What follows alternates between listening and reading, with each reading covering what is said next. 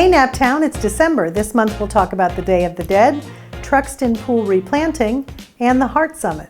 We'll check in with Ward 7 Alderman Rob Savage and finally look at events and activities happening around the city. Let's get started. In early November, Mayor Gavin Buckley was honored to speak at the ceremony marking the return and reburial of remains believed to be Smith Price to the city of Annapolis. The body was exhumed in a fervor to build something new on top of something old. In downtown Annapolis, as in other cities and towns across America, this was done in the name of urban renewal. But the story of these remains is that they were taken to a museum in Calvert County and tucked away on a shelf alongside artifacts of history. Smith Price deserved so much more. After his manumission in 1790, granted upon the death of his owner, he worked to establish the first free black community in Annapolis. He later gave land for the first African Methodist Episcopal Church.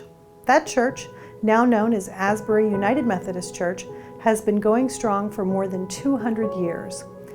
The community that Smith Price built, as with so many things built by both enslaved and free blacks at the founding of our nation, that neighborhood has been consumed by gentrification. The remains of Smith Price have now returned home. Rest in peace. As the sheriff of Ward 3, I hereby summon you, the Smith Price Posse, a body of men who have common characteristics, occupations, and/or purposes, who have already armed themselves with the requisite knowledge, wisdom, and power to enforce the law in the city of Annapolis. Will each of you appear and answer to this lawfully issued summons? Yes. Yes. Amen. Amen.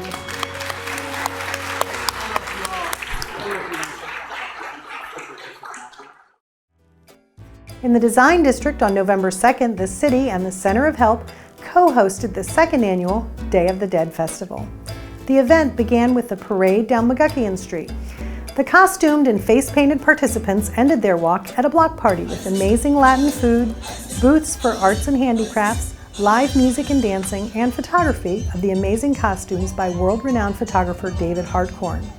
The Day of the Dead is a holiday celebrated throughout Mexico and by people of Mexican heritage. It is a celebratory holiday that involves family and friends gathering to remember those who have died and helping to support their spiritual journey. The mayor's office hosted an all-day summit in Annapolis to help better understand the root causes of and ways to address and ameliorate the opioid crisis that is affecting so many in our community. There are so many unaddressed issues within our community. We have children that are now adults, have grown up with the same patterns. They see this stuff on a daily basis. And you continue to walk past it every single day and do nothing about it. I see that in the community every single day. We have the Good Samaritan law. We have to enforce that Good Samaritan law when our responders come into our communities. Because if not, we're going to have more lives lost. Because when you say you're not going to ask any questions, they're assisting us in helping save lives. We don't know what else to do with it. We don't know what else to do with it. People ask me all the time, Miss Rita, what are we going to do?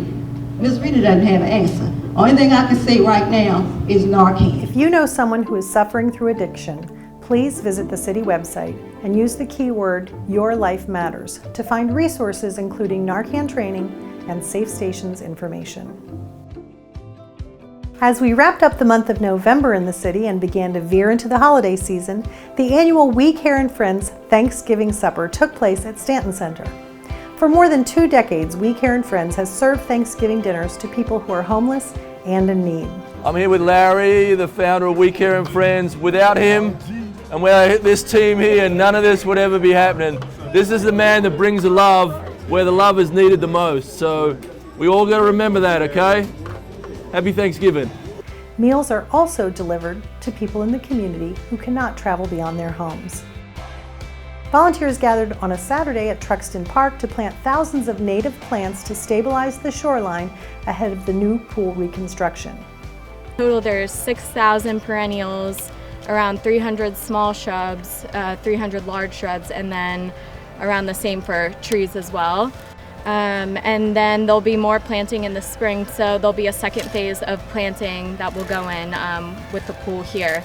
But right now we're just working on the hillside and planting all native plants to help stop erosion. We selected specific species to help with the erosion here that you could see along this hillside.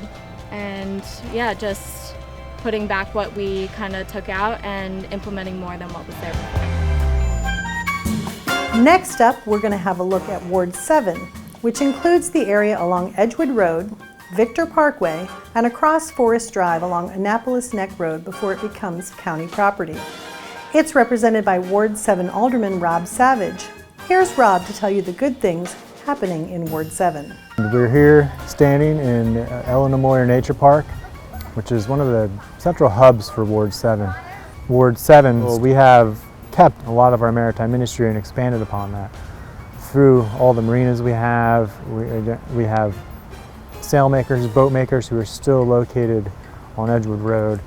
And at the end of the street, we have the Annapolis Sailing School, which connects the industry with the recreational culture, and then again with the park here, which brings into play the environmental aspect. We have a great mixture of people in Ward 7 between the senior population. We have a lot of young residents because we have multifamily duplex, we have apartment complexes. So it does bring together a nice mixture. And that's one of the things I've been trying to do as alderman, is to bring people together. The park, the Maritime Museum, has been very generous in allowing us to have events here for the ward. We had our first annual picnic for Ward 7 here. The boundary goes all the way down Edgewood Road and includes some of the properties on the east side of Edgewood Road. It includes the CVS, and then the boundary goes down Bay Ridge to the intersection with Hillsmere, around the hardware store, hangs a right, and then goes north down Bay Ridge Avenue all the way to Hilltop, and then it swings back and along the road and cuts in right around where the SPCA is. Some of the other highlights of the ward are, it's nice that we are able to have our elementary school here with Georgetown East. We have a large shopping center, 2 shopping centers with the Giant Complex and Hillsmere, and they're all surrounded with high-density residential, but also low-density residential single-family communities. And combine that with the maritime heritage and the diversity in the ward, and we really kind of have a micro-community of our own here. I'd like to invite you to visit our ward and take a tour around. You can access it by numerous bike lanes.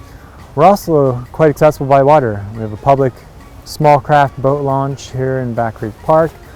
You can also visit the Annapolis Sailing School at the end of the street and ride by all the maritime industry and come visit the park here. And then take a stroll or a bike through the shopping centers we have, to go out to lunch at some of the restaurants we have locally, and take a stroll through the communities.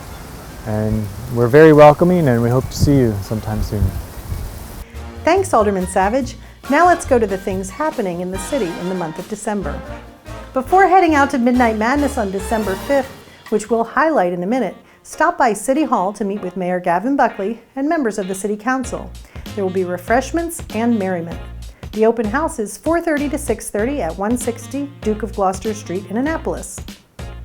Midnight Madness takes place on December 5th, 12th, and 19th in downtown, with stores staying open late, giving locals and visitors a chance to shop local. A highlight every year are the alpacas on Main Street. Word has it, there's a baby alpaca this year. Midnight Madness gets going at 6 p.m. Make a dinner reservation and bring your holiday shopping lists. Park at Park Place or Night and Garage for $5 for the night, and take the Circulator. Download the Circulator app to track it on your smartphone. It will be running every 7 minutes to get you from one favorite store to another. On the weekend of December 7th and 8th, and December 14th and 15th, visit West Annapolis for the European-style Winterfest and Holiday Market. Glowing lights, beautiful trees, skilled artists and crafters, and of course, Glühwein, Stella, champagne, cocktails, and hot chocolate. Bring the entire family for activities and fun. It's the 5th annual Annapolis Chocolate Binge Festival in the Arts District on the first block of West Street, It costs just $5 where you can indulge your sweet tooth with more than 40 chocolate vendors selling specialties including chocolates, caramels, bars, fudge, cookies, cakes, martinis, macaroons, cupcakes, pies, brownies, and more. Take time to make s'mores at the fire pit in the middle of West Street with the Annapolis Fire Department. Enjoy hot cocoa with the Popo, courtesy of the Annapolis Police. Take a jump in the giant gingerbread house moon bounce. It's noon to 5. As night falls, look up. The holiday street light canopy will be lit. Live music and entertainment awaits. The Eastport Yacht Club Lights Parade is a beloved Annapolis holiday tradition. Every year on the second Saturday in December, magic happens in the Annapolis Harbor as boats suddenly appear out of the cold winter night, illuminated with lights and crewed by jolly revelers. Pick your vantage point overlooking Spa Creek. The parade begins at 6 p.m. Come down and see the Budweiser Clydesdales for the Miracle on Annapolis Street. There'll be food trucks, vendors, games and activities for adults and children from 11 a.m. to 3 p.m. on December 26th. The next day, on December 27th, the Clydesdales kick off the fun at 9 a.m. at City Dock with a parade to Navy Marine Corps Memorial Stadium. Kickoff for the Military Bowl starts at noon. On December 29th, join Mayor Gavin Buckley and Shabbat of Anne Arundel County for the menorah lighting on City Dock.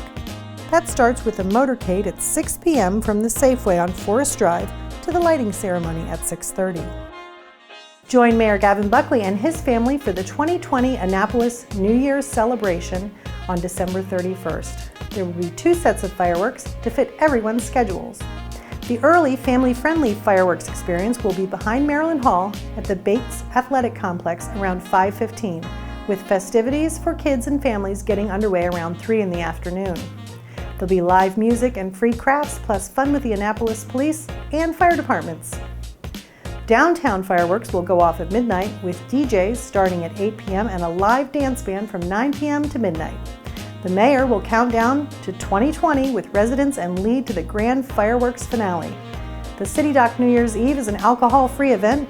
Visit one of our wonderful local bars or restaurants or hotels if you want to celebrate with alcohol. But please drink responsibly and utilize designated drivers to ring in your new year. Happy New Year from all of us in the city of Annapolis. That's it for this episode of Hey Naptown. We'll see you in the new year.